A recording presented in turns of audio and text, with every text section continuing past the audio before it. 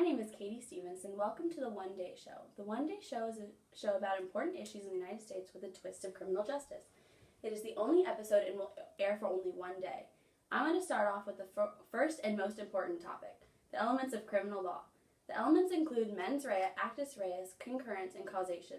The mens rea is if you have a guilty mind as well as your actual mental state.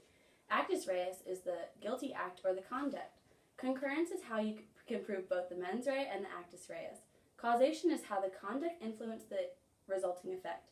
Today I will be talking about a very important event involving this concept. It involves three very important men and is influential to our country. It is the Russian involvement in the United States presidential election of 2016. The first man that relates to both the presidential election and the elements of criminal law is Vladimir Putin. His mens rea, or guilty mind, is that Putin does not feel bound by the ordinary rules of civility. He feels entitled to do anything he pleases without any consequence. His hold on Russian media, judicial system, elections, and business world show proof that his psychological issues play a big role in state diplomacy. So look, Donald, you're finally like Big Boy Vlad. An example of this is how he stole Robert Kraft of the New England Patriots' diamond-studded Super Bowl ring that was worth $25,000 just by asking to try it on and then simply walking away. His actus reus is that he is personally involved. At least U.S. intelligence officials have a high confidence to say so. So this means that he actually got involved. He didn't order others to do it. I mean, he did, like getting his men involved with Paul Manafort or Michael Flynn and Rex Tillerson, but he was actually involved. So yes, he had a middleman, but it was also him doing some of the interfering. An example of this is that Putin personally directed how the hacked material from the Democrats was leaked and otherwise used. This information comes from spies working for the U.S. allies. His concurrence, or the way that you can prove all this, is through the news. It is actually possible to prove all of this. Multiple corporations of mainstream media have put this information out. So if spies working for the allies of the U.S., and you can't call that fake news. The next man that had a real handling this kind of corruption is not only a real estate investor, developer, newspaper owner, husband of Ivanka complicit Trump, son-in-law of the president, senior advisor to the president, head of the White House Office of American Innovation, shadow diplomat, broker of peace with the Middle East, bottom of the totem pole, or the front man of all of Donald Trump's crimes committed while trying to get into office. But he's the one, the only, the Jared Kushner. Jared Kushner's mens rea, or guilty mind, is that he's been brainwashed with power. Our Secretary of Everything, son-in-law of the president, has been brainwashed with power. He knows what he's doing, what he's capable of doing, and as well as all the consequence of what he's doing. And he is just loving it. Just look at that smirk.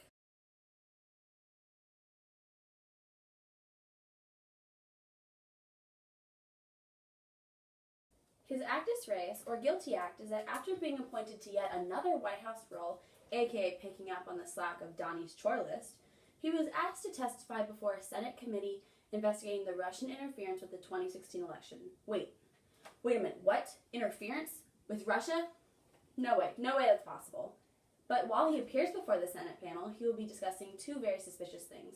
One, his meeting with Sergei Kislyak, the Russian ambassador to the U.S., and their encounter at Trump Towers that also included Michael Flynn.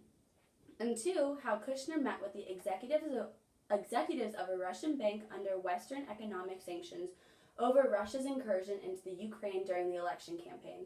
But there's no need to worry, because Sean Spicer assured us that there was nothing nefarious about Kushner's meeting with Kislyak, and also that it was just part of his job during the transition between White House and son of the president.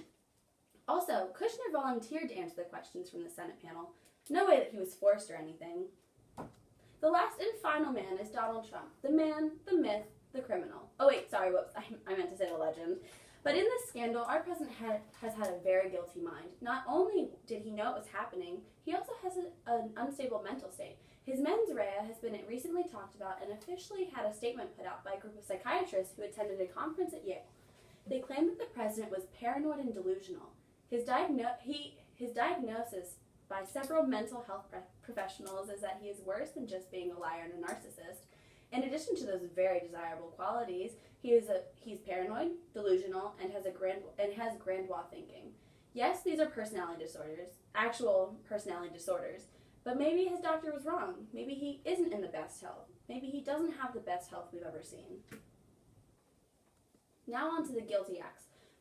Besides the lawsuit having to do with Trump's scheme to defraud citizens with a phony real estate college called Trump University, his sexual assault allegations between the 1970s to 2015, beauty pageant scandals, including where he repeatedly made passes on Jill Hart and groped her repeatedly, joined a model in bed uninvited late at night, called all models gold diggers and said that all women are bimbos, and also breached many contracts. His radical discrimination, where he and his father would both require different rental terms and conditions because of race, and misrepresented that the apartments were empty to blacks. Possible and frequent ties and interactions with the mob. Tenant intimidation by threatening them and suing for $150 million if they complained. Four bankruptcies. Undocumented Polish workers, otherwise known as the only kind of immigrants he's okay with, besides his third wife, alleged marital rape of Ivana Trump, breaking casino rules, suing for unjust antitrust violations to make money to build another casino, suing Tim O'Brien, who was a journalist, for libel when he said that he was only worth $150 to $250 million in his book, Trump Nation, refusing to pay workers and contracts, Trump Institute, where instead he licensed his name and did some funding, besides Trump University, hiring undocumented models, the Trump Foundation, or the Cuban embargo. No, we're not talking about any of that. All this covfefe is not important. He can get away with all of it because he's a celebrity. Plus, even if it did matter, nothing would happen because he will still have the supporters and the same management that will make up a fake terrorist attack to not look into this, or any of his background. But today we're talking about his involvement in the Russian scandal. What were his criminal actions? Donald Trump is not exactly personally involved with Vladimir Putin, but he is more of the orchestrator. Well, as much as he can be, as much as he can be when Putin is pulling all the strings like the little orange marionette doll that he is. Nowadays, though, it is rumored that Mr. Trump shared highly sensitive code word material with the Russian ambassador and foreign minister during the meeting. Also, when the FBI director, James Comey, confirmed that the Bureau was actually investigating potential links between Trump's campaign aides and the Russian government, Comey was mysteriously fired. I guess he should have listened to Trump when he was saying that the election was rigged, like the way he listened to Trump after releasing that the Bureau was looking into Hillary's emails right before the election. This time around, the outcomes may be different, though. Odd how it was when Hillary was actually investigated, she ended up not being guilty, but Trump isn't investigated, all while he is most definitely guilty. But it's on us, too, because we should have seen the signs. First, the Russian hackers targeted the Democratic Party. Second, WikiLeaks published 20,000 internal emails stolen by hackers, and U.S. intelligence has high confidence in Russia, or that Russia was behind it, but Trump refused that statement. And third, Trump called out to Russian hackers by saying, Russia, if you're listening, I hope that you're able to find those 30,000 emails that are missing. Should have seen the signs, America. So the concurrence. The way that we can prove that all of this is real. Again, it's through mainstream media. And I know that a bunch of people in this nation, luckily, it is less than half and it is not the majority, think that journalism against Trump is just all lies to make him look bad. That news agencies like CNN and MSNBC are just making up alternative facts. But has anyone ever thought that it's just because Trump is actually a bad man, a bad president? Because the thing with fake news is that it's not real. It isn't just a liberal ploy. You should have to trust mainstream media because the conspiracy theorists and the people who just write whatever they feel like are delegitimizing the journalists that chase after every lead and are up all night and day trying to get out as much breaking news that is going down in this aberration of a presidency. Just because we have the freedom of speech to print and also the freedom to print what we would like does not mean that we have to listen to those who talk, or like those talk show hosts who say that consent is just a liberal conspiracy or that global warming is not real. They are the people that have repudiated real journalists and journalism. They are not the ones to be trusted. I can't bring you clothes. So you I know. I have a bunch of your clothes, but stop telling me I should wear nothing. Just go to school naked. Naked is spelled with an A. It's not N-E-K-E-D. No, I do it. It's a No. No, it's not a joke. naked. Because my grandma says naked. Naked has a What else giant did burger. Big say? She That, like, says a lot of stuff. Sandbridge. Did you see that? I caught up with the bird. We're like, Then we turn the corner. and then we're like, okay, I hate myself. Okay, Wait, I'm honestly, ready. I hate myself out loud. Like all four of us. Okay. The final element is the same for them all. The causation, or the way this conduct has made the resulting effect. Because of all this mess of Trump's ties to Russia and Vlad's involvement, now there's a huge investigation. Good thing that his ratings were down before this scandal begun. There are actually three different parts to this investigation. First, the Justice Department investigation, who's now being led by a special counsel into the ties between the Trump campaign and the Russia and the possible cover-up. Donald, the firing of FBI Director James Comey when they're getting close is not the route to take if you don't want to look guilty. The second part of the investigation is led by the House and the Senate Intelligence Committees, which are broadly looking at the Russian intervention of the 2016 presidential election. I would make a joke, but instead let's just let Congress make a law or conduct a big boy investigation, and that's joke enough. The last and final part of this investigation is that the Senate Judiciary Committee and the House Oversight Reform Committee have been looking into former National Security Advisor Michael Flynn's conduct specifically. They've also recently expanded their inquisitions and investigations to the circumstances surrounding the great big cover-up. The former FBI Director James Comey's firing. But, see, I can tell you what the resulting effect really should be, or let me write it out for you.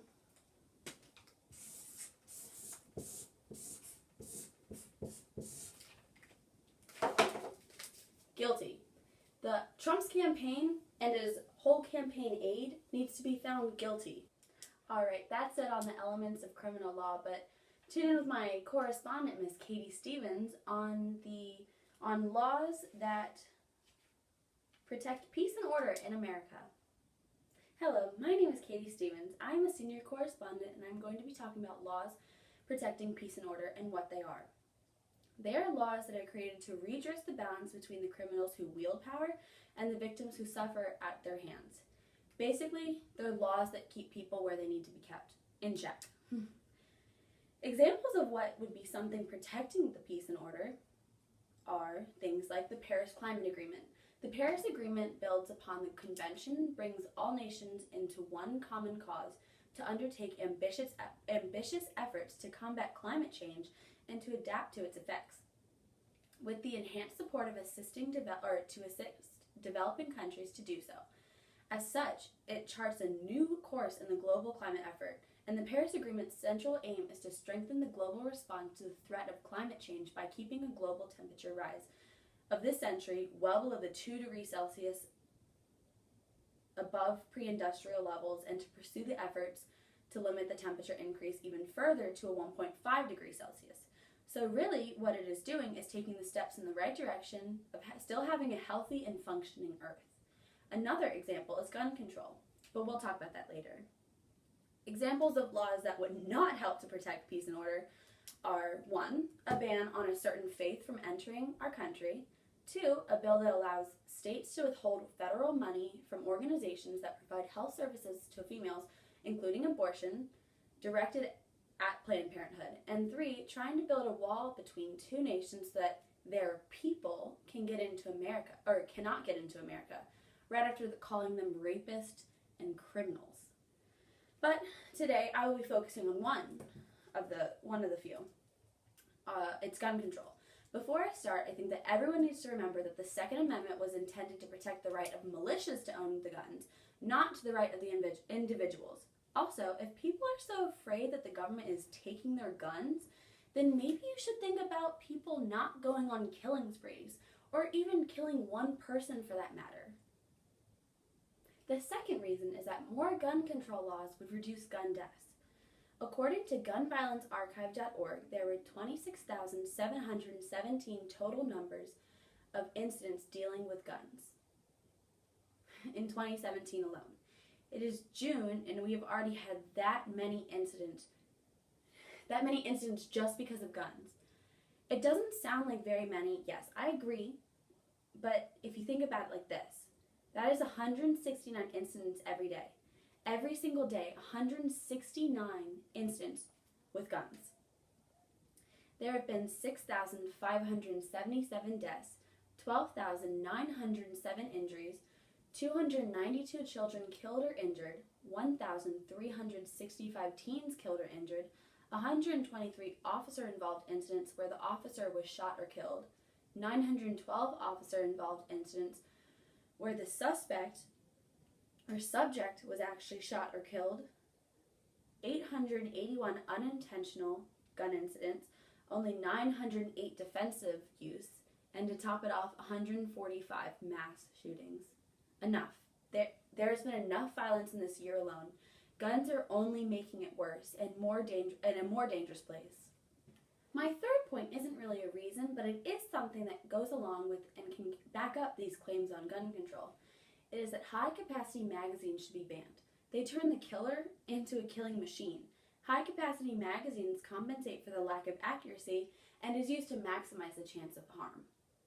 My fourth reason is that the legally owned guns are frequently stolen and used by criminals. I mean, maybe not the households of those who live religiously off the stand your ground law, but most certainly, with everyone else, it is a corroborated fact that almost all of the guns used in criminal acts enter circulation via the initial legal transaction. As said by professors both at Yale and Stanford Law School, with guns being a product that can be easily carried away and quickly sold at a relatively high fraction of the initial cost, the presence of more guns can actually serve as a stimulus to burglary and theft. My fifth point and reason is that gun control would also reduce the societal costs that are associated with gun violence. According to the Pacific Institute for Research and Evaluation, in 2010, gun violence cost each person in the United States roughly $564 and the U.S. government $5.5 billion in lost tax revenue. $4.7 billion in court costs, $1.4 billion in Medicare and Medicaid costs, $180 million in mental health care for the victims, $224 million in insurance claims processing, and $133 million for law enforcement and medic response to shooting injuries. According to the World Health Organization, the cost of gun violence can include legal services, medical costs, perpetrator control, policing, incarceration, foster care, private security, lost earning and time, life insurance, productivity, tourism, and psychological costs, which are pain and suffering, among many others. Now just tell me, are people against government spending on Medicare and Medicaid so that the government can pay for the outcome of guns? My sixth point and reason is that 83% of all adults surveyed approved to background checks guns for private and gun show sales. 90% of adults with a gun in their home approve of laws to prevent the purchase of guns by the mentally ill, and 60% approve of the federal database to track gun sales. This is all according to a Pew Research survey that was done in March of 2013. This is probably because of the scary and sketchy gun sales of the undocumented private party gun purchases that do not require a background check. This freak show phenomenon is called the gun show loophole. Not only is your past not looked at to see if you are a threat, but also you can buy them no matter what your condition, physical or mental. And the icing on the cake, 40% of all U.S. gun sales are made through this loophole. Common sense gun legislation makes us all safer. I know it's hard to wrap your head around, but yes, using your brain does in fact make people safer. My seventh point is that armed civilians are unlikely to stop crimes and are more likely to make dangerous situations, including mass shootings, more deadly, no matter what our gun activists say. What about the mass shooting at the Appalachian School of Law in Virginia in 2002? That was stopped by armed students. Oh, wait a minute. Those students were current as well as former law enforcement officers. And on top of that, the killer was out of bullets when they were subdued. On most any other account, the average gun owner, no matter how responsible, is just not trained in law enforcement or on how to handle these kinds of life-threatening situations. So in most cases, if a threat occurs, increasing the number of guns only creates a more volatile and dangerous situation. My 8th point is the example of other countries' limits on guns that they have that the United States needs to follow. Other countries that have restrictive gun control laws have lower gun homicides and suicide rates than the United States. Both Switzerland and Finland require gun owners to acquire licenses and pass background checks that include mental and criminal records, among other restrictions and other requirements. Also, in the 1990s, Australia had a very, very similar problem to the one that is regularly confronting Americans now, and that has been for a while. Shooting incidents over decades, at least for them anyway, not us, that leave 100 people dead. An example of this is the infamous Port Arthur massacre in April of 1996 that had one gunman wielding a semi-automatic rifle that killed 35 people over the course of a single day. This is including the 20 people with 29 bullets in about 90 seconds. According to a March 2016 study by the American Journal of Medicine, gun homicide rates in the United States were 25.3 times higher, and gun suicides were 8 times higher than 2010 than in any other populous high-income country. My last and final point is that civilians, including hunters, should not own military-grade firearms or firearm accessories. Even President Ronald Reagan did not think that the AR-15 military rifle should be owned by civilians, and when they passed that it was included in the assault weapons ban of 1994, the NRA supported the legislation. Yes, you heard me correctly. The NRA supported legislation against being able to own your own killing machines. Now it'd be like Texas turning purple or even blue in a presidential election. Sadly, this bill has expired on September 13th, 2004. So now you can own the M16s. Wait, I meant the AR-15 military rifle. It was just a little slip up. I accidentally said the name that it's called by the Air Force. Whoops, you can make such silly little mistakes. But don't worry, if you do, you can still get yourself a gun.